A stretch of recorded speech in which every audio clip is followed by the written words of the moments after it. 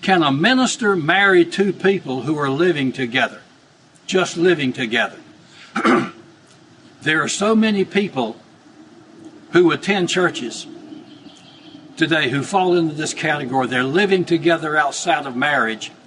And let me just categorically say right up front, if you fall into that category, you're living in sin. God does not allow people to live and cohabit and give the impression of being joined, fitly together as a male and a female, what we would call the marriage, without the benefit of the legal process of marriage. That's a sin before God.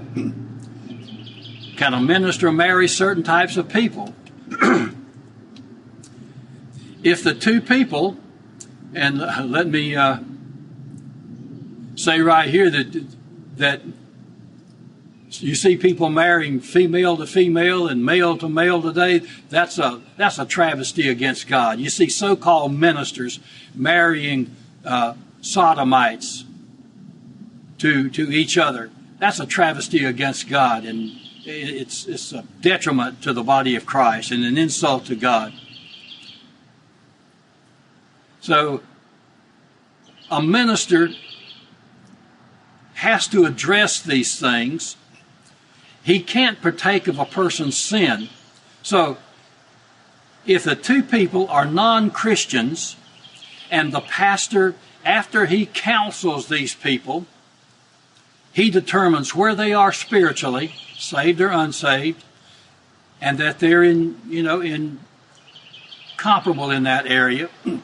And if he evaluates the fact that they are addressing their commitment to one another totally, and they're willing to live with that, then the pastor can marry those people. But it takes a lot of consideration on the pastor's part to do that, to marry two unsaved people. If the couple are Christians, then the pastor again would counsel these people on the biblical meaning of marriage and commitment. And once he's determined that they're mature enough and can handle that, then of course he can marry those people. If you have Christians who are living together but they're not married and they want to get married, the first thing that pastor would have to insist upon is that these two would cease and desist from that living arrangement. The one has to move out. If the female is in the male's home, then she must leave while they continue their relationship. If the male is in the female's home, he would have to leave while they continue the relationship and the counseling process.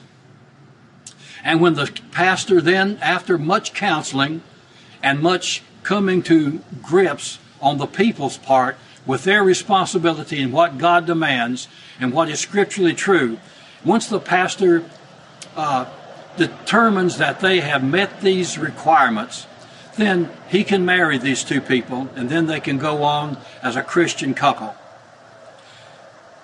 A pastor may never, let me emphasize, a pastor may never marry a believer to a non-believer.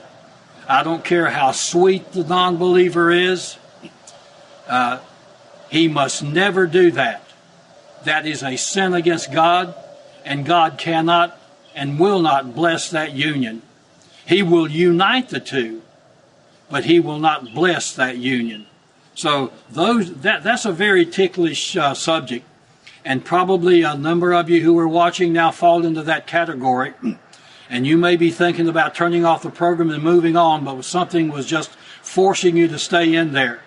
We're dealing with your eternal soul. We're dealing with your earthly happiness. We're dealing with the propagation of your faith and of your lineage in a healthy way. We're talking about adhering to the laws of the land.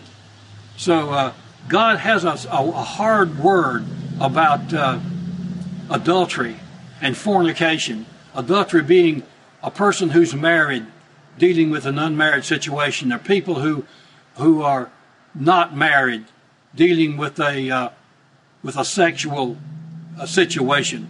So God's very hard on that, and we ministers ought to be more hard on it too. If we were, we wouldn't see so much as we see on TV with all these type of unions that we see there that are a travesty against God.